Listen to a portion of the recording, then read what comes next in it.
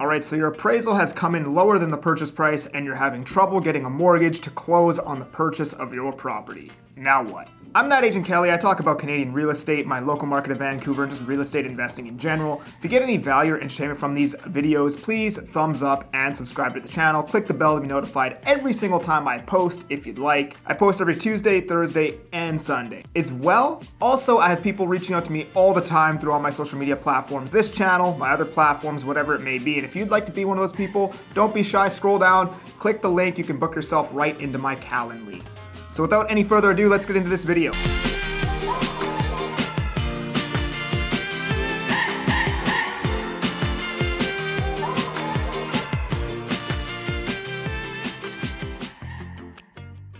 you bought a place last month or 2 months ago, or maybe last year you bought a pre-sale, pre-construction townhome, condo, whatever it may be, and now it's come time to actually get the mortgage and close on it, and the appraisal has just come in low. So I guess the first thing I'll say is don't panic, because there are some things you can do in this situation.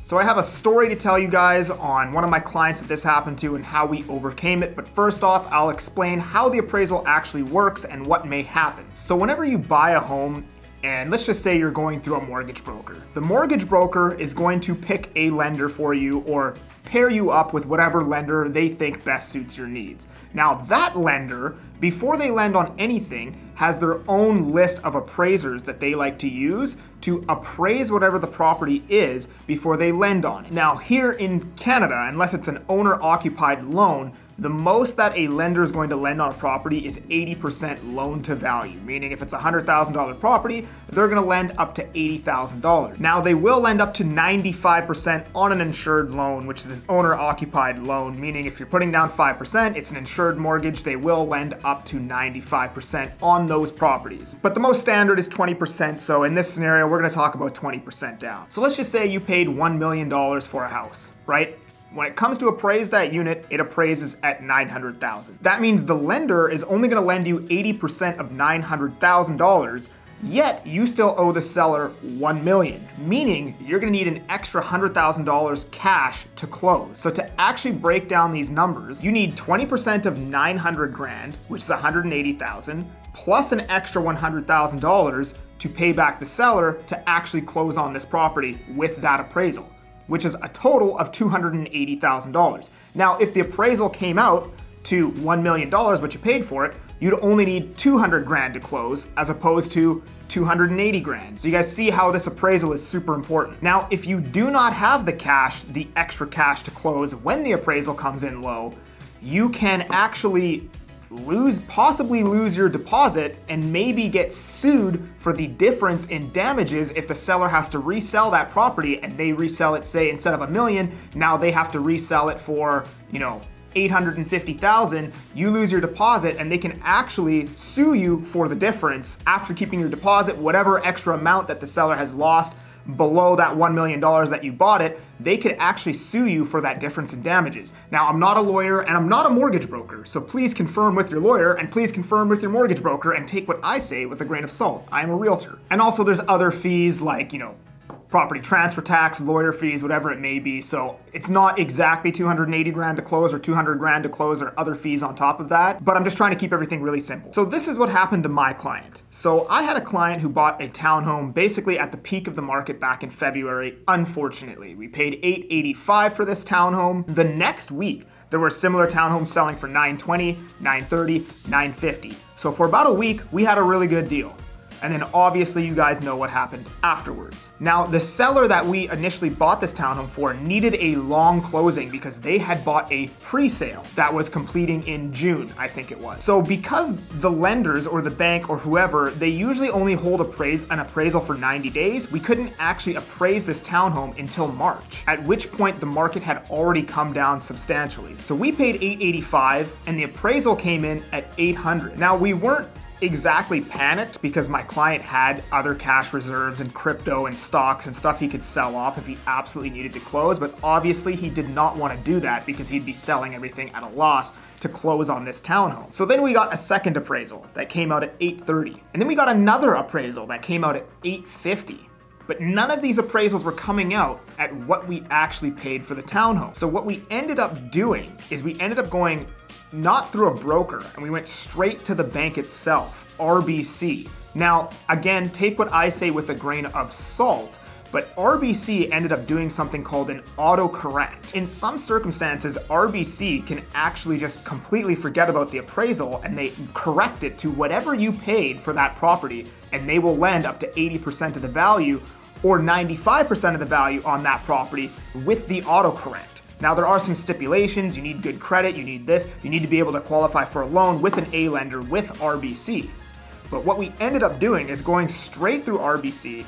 We auto-corrected the appraisal, and my guy ended up getting a loan at 3.7% fixed or something like that, and he was able to close. So just to kind of summarize what we did here, if the appraisal comes in low, notice how every appraisal we got after the first appraisal was higher than the last one, higher than the previous one. So that's an option that can sometimes work. If the appraisal's coming in low, get multiple appraisals, and sometimes you'll get one that comes in right at what you purchased it at, or at least gets you close enough that if you have extra cash, you can close on the property. We could have easily closed with the 850 appraisal or even the 835 appraisal. He just didn't want to put down the extra cash. And then of course, the last resort, which may be your first resort now, was just going straight to RBC and getting an autocorrect. Now, I don't know if they're going to do this for everybody. I don't know what the circumstances. I talked about this scenario to a lot of different realtors and a lot of different brokers. They had no idea what I was talking about. But I've talked to now 2 or 3 different mortgage specialists at RBC, and apparently they do it. Now, the second story I'm going to tell is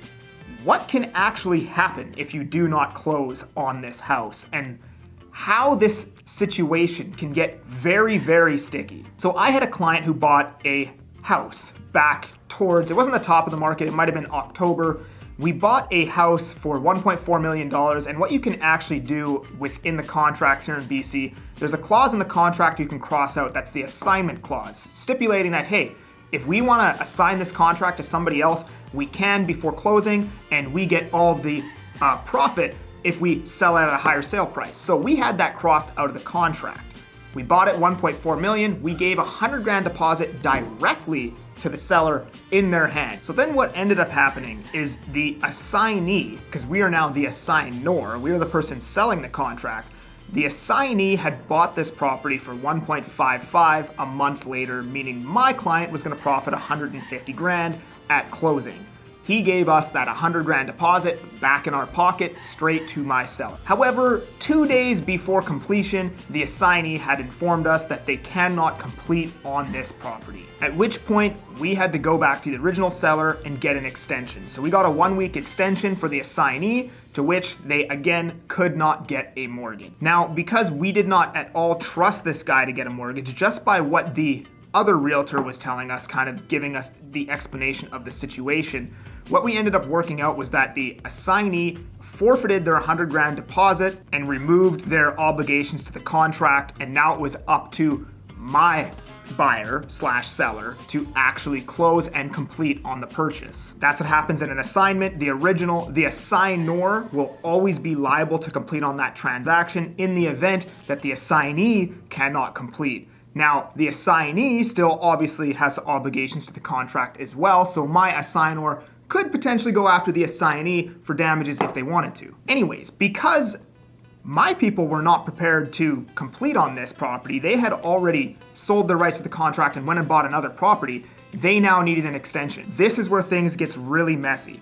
The original seller had a bridge loan, meaning they had gotten an interim loan to buy another property on the basis that they already had a firm sale on their home. So the lender says, yeah, we'll lend you X amount of dollars because you have a firm and binding sale on this home. So that's fine. We know there's some security there with the sale of that home. We'll lend you X amount of dollars to buy this home. And then once that home finishes and completes, you can pay us back. So this is how a really bad domino effect can start. So we had to get a 1-month extension. Well, this bridge loan costed the seller about $300 a day to carry. So the first extension costed about $20,000. Money for the bridge loan and then some money for the headache. Come a month later, my people still could not complete on it. We had to add basically everybody they knew onto the contract, they still could not complete on this home. So we had to extend for another month. Then they ended up having to go through a B lender, and the appraisal actually came in 100 grand low. Luckily, they had the cash to close on this purchase. So they closed and everything ended up being fine. However, this could have gotten really, really sticky if they did not complete, because what likely would have had to happen is the seller would then have to relist the home on the market, fire sale it at a ridiculous price to pay back their bridge loan as soon as possible, because that thing was coming up for renewal very, very soon. And as far as I understood, the lender wasn't going to give them another extension on their bridge loan. So they were going to have to fire sale that home, take a massive loss on it, and then quickly pay back the bridge loan. Because the market had come down so much, they would likely be going after my buyers for hundreds of thousands of dollars.